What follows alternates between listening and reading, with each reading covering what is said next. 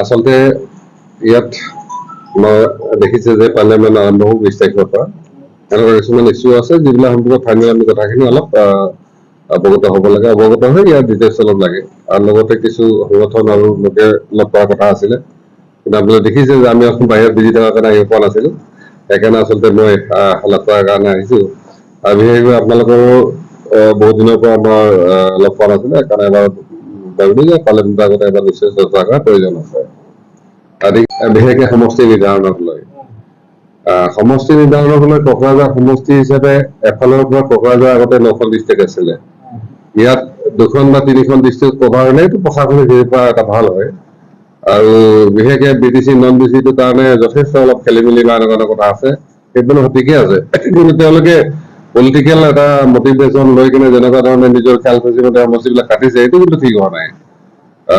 ইফালে আমাৰ কিছুতো ইয়াৰ পৰা বাদে গৈছে, ইফালে বৰপেটাৰ ভৱানীপুৰ চৰবক কাটি কিনে এটা সমষ্টি কৰিছে, তাতে নামলৈ খেলি মেলি এই সমষ্টিটো আকৌ বৰপেটালৈকে দিছে।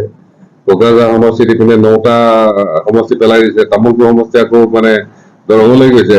যে আমি আমাৰ দুখ বা হেৰি থাকিলেও যে নন BTC পাৰ্টটো যোৱাৰ তেওঁলোকৰ কাৰণে সুবিধা আছে, সেইটো এটা মানে হেৰি হৈছে। কিন্তু বাকী BTC পাৰ্টতো যিহেতু BTC এটা ৰাজনৈতিক ক্ষেত্ৰ হৈ পৰিছে, ইয়াত প্ৰায় পক্ষবিলাকে বিচাৰে যে ইয়াত কমচে কম নিজৰ শক্তিটো অলপ হেৰি হ'ব লাগে, বা BTCটো এটা সক্ৰিয় প্ৰশাসনিক টেৰিটৰী নিচিনা হৈ গৈছে।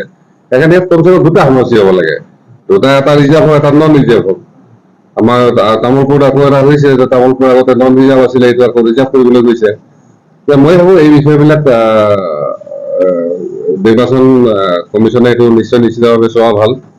আৰু যদিহে এইটো ঠিকমতে নাচায়, তেতিয়াহ'লে আকৌ সেই প্ৰশ্নটোৱে আহিব যে আচলতে নিৰ্বাচন আয়োগ স্বতন্ত্ৰ হয় নে নহয়, তেওঁলোক স্বায়ত্ব মানে হেৰিত ভাগিত হয় নে নহয়, এনেকুৱা কথাখিনি আহিব। এইফালে আপুনি ডিমৰীয়া দেখিছে, ডিমৰীয়া গোটেই এইটো নামটো ঠিকে আছে, এইটো ঐতিহাসিক নাম আছে, কিন্তু তাত বেছিকে ট্ৰাইবেল মানুহবিলাক আছে। তাত SC মানে 10% SC নামত ৰিজাৰ্ভ কৰিছে। গতিকে SCৰ কাৰণে 20%, 30% থকা বহুত চিট আছে, তেওঁলোকে সেইটোও কৰিব পাৰিলেহেঁতেন। গতিকে এই বিষয়বিলাক ৰাইজৰ যিবিলাক অভিযোগ, মই ভাবোঁ ইলেকশ্যন কমিশ্যনে এইটো ভাল ধৰণে চোৱাটো ভাল। তেওঁলোকে অভিযোগ শুনিব অহাটো তেওঁলোকে কিছুমান তেনেকুৱা ধৰণৰ নিৰ্দিষ্ট মানে ক্ৰাইটেৰিয়া দিছে, যাৰ কাৰণে হয়তো বহুতেই লগ নাপাব।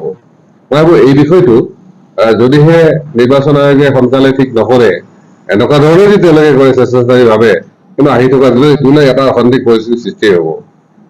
কৰিব লগা থাকে আমাৰ ফালৰ পৰা নিশ্চয়ভাৱে জনোৱা দৰকাৰ।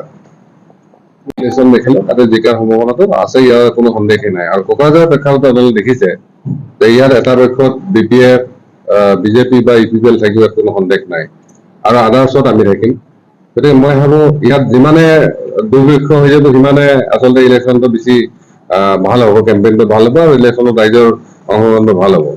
আৰু মই নিশ্চিত ভাবোঁ যে কোকৰাঝাৰ সমষ্টিৰ ৰাইজে মই যিখিনি ক্ৰিয়া প্ৰতিক্ৰিয়া যি ধৰণৰ আমাৰ কমিউনিকেশ্যন আছে, তেওঁলোকে বিচাৰে যে নৱসেনা এটলিষ্ট কমচে কম যেতিয়ালৈকে BTC সম্পূৰ্ণ শান্তি নহয় বা এই পৰিস্থিতিটো আপুনি দেখিছে, ইয়াত মাটি বাৰী সমস্যাটো এতিয়া সমাধান হোৱা নাই।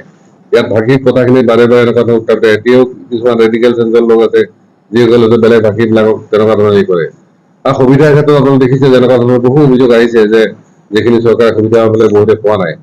এইবিলাক ফালৰ পৰা, আৰু আপোনালোকে দেখিছে যে এইবাৰ ইলেকশ্যন আমাৰ ইলেকশ্যনৰ এটা পাৰ্ট হ'ব।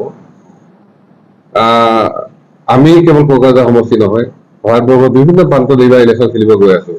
আৰু আপোনালোক এইখিনি খবৰ আমি দিবলৈ পাই সুখী হৈছো যে কমচে কম আমি অসমৰ পৰা গৈ, এই BTCৰ পৰা গৈ, পঞ্জাৱৰ পৰা একেবাৰে কন্যাকুমাৰীলৈকে সকলো ঠাইতে গৈছো, আৰু ৰাইজৰ যিখিনি আদৰ সাদৰ ধুনীয়া পাইছো। কাৰণ তেওঁলোকেও ভাবে যে এনেকুৱা বহু লোক আছে যিসকলৰ কোনো ৰিপ্ৰেজেণ্ট নাই, বিভিন্ন জাতি জন, বিশেষকে ST, SC, মাইনৰিটি আৰু তেনেকুৱা ধৰণৰ অতি বেকৱাৰ্ড যিবিলাক ক্লাছ আছে, তেওঁলোকৰ মাজত এনেকুৱা কোনো প্ৰতিনিধিত্ব যিসকলে তেওঁলোকৰ সমস্যাবিলাক পাৰ্লিয়ামেণ্টত উত্থাপন কৰিব পাৰে বা তেওঁলোকক বিশেষ সুবিধাখিনি দিব পাৰে। সেইকাৰণে আমি যিটো বিভিন্ন সৰু সৰু পাৰ্টিবিলাকৰ যিটো এলায়েন্স, এই এলায়েন্স এটা কৰিছো। ইয়াত 2টা এলায়েন্স, এটা হ'ল ইণ্ডিয়ান নেশ্যনেল পাৰ্টিজ ফ্ৰণ্ট আৰু এটা হ'ল আইডিয়া বুলি, ইণ্ডিয়ান ডেমক্ৰেটিক এলায়েন্স। এই 2টা পাৰ্টিৰ লিডিঙত আমি আছো।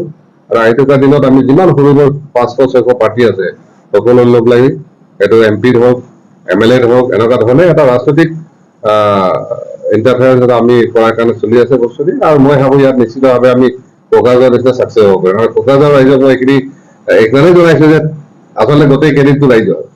দুবাৰকে এজন মানুহক নিৰ্দলীয়ভাৱে MP জিকাটো ধেমালি কথা নাই। এই কথাটো কিন্তু আমাৰ বাহিৰৰ যিসকল লোক আছে তেওঁলোকে খুব গুৰুত্ব সহকাৰে তেওঁলোকে জানে আৰু তাৰ কাৰণে নৱসেনা তেওঁলোকে বেছিকে সন্মান কৰে।